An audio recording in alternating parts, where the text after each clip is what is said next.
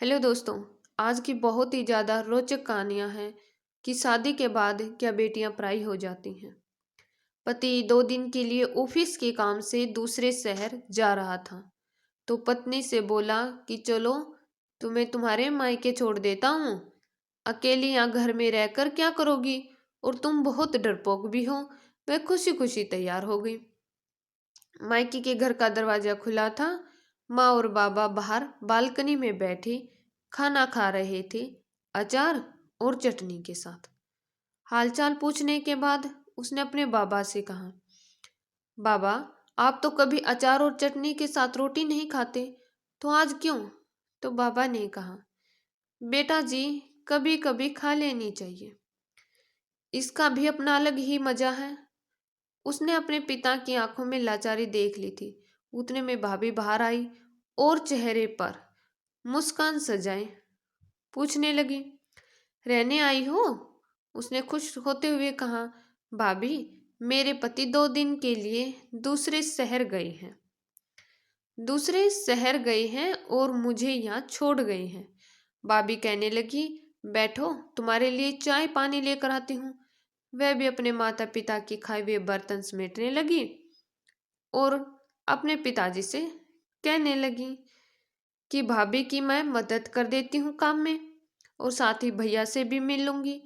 यह कहते हुए वह अंदर चली गई।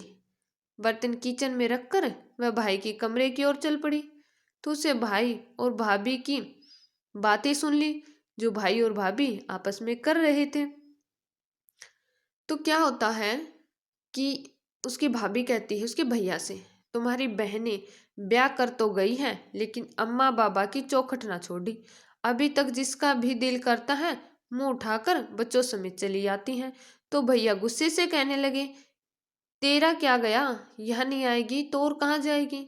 तो भाभी ने भी दंदनाते हुए कहा, बस अब मुझसे नहीं होती तुम्हारे खानदान वालों की सेवा।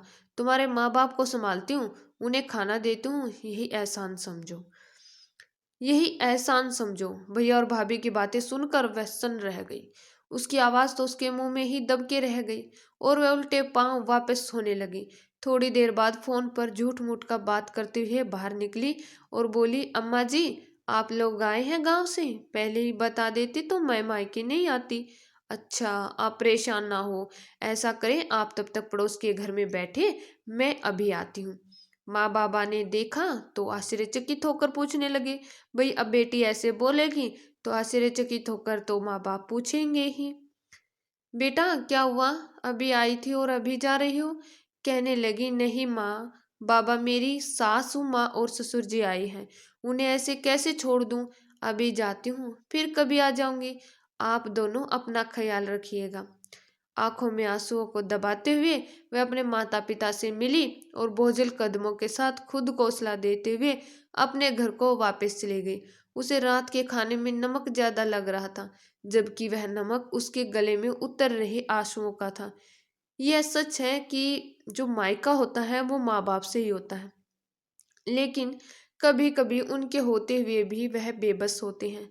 तो दोस्तों, आज की ये कहानी आपको कैसी लगी, मुझे कमेंट में अपनी राय देना बिल्कुल ना भूले, और चैनल पर पहली बार चैनल को सब्सक्राइब कर लीजिए। वीडियो पसंद है वीडियो